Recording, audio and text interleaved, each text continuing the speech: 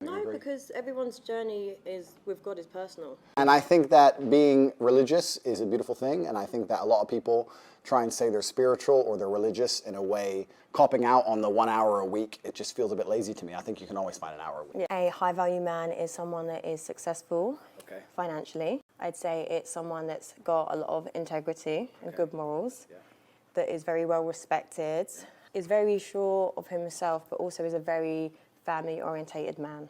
You're a man with a very broad spectrum of qualities and assets and capabilities. Most females don't respect how difficult it is to become a high-value man, because to become a high-value man, you need to have so many different qualities and so many different capabilities. Whereas to be a high-value female, you need to be hot.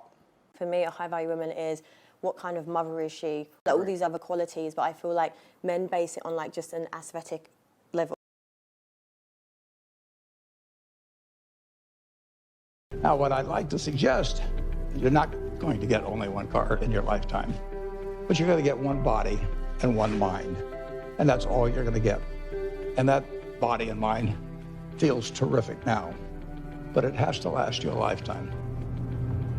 The most important thing is to be able to define which ones you can come to an intelligent decision on and which ones are beyond your capacity to evaluate. You don't have to be right about thousands and thousands and thousands of companies. You only have to be right about a company.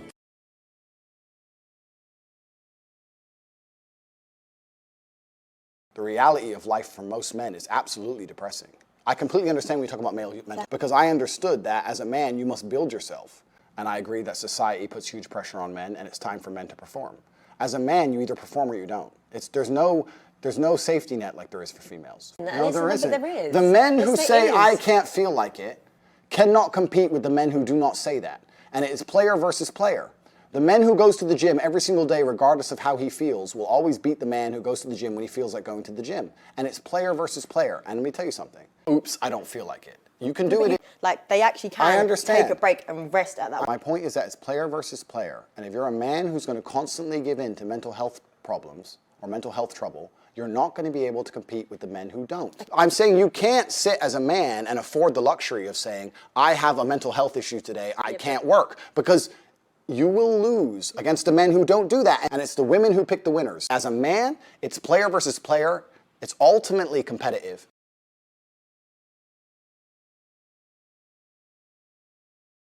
"70 years ago, I was in high school, almost a third as long as the country has been around. And when I was in high school, I really only had two things on my mind: girls and cars. and I wasn't doing very well with girls, so we'll talk about cars. But let's just imagine that when we finish, I'm going to let each one of you pick out the car of your choice. Sounds good, doesn't it?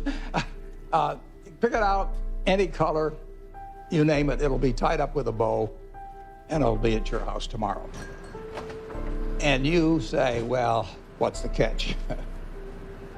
And the catch is that it's the only car you're going to get in your lifetime.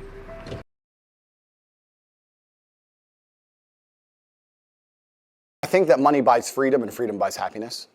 I think that the rich people of the world, the number one most intelligent thing they did was convince poor people that money isn't happiness. And I think they did that to prevent revolts. I'm not saying money is the only thing that can make someone happy. I'm not saying money alone will make you happy.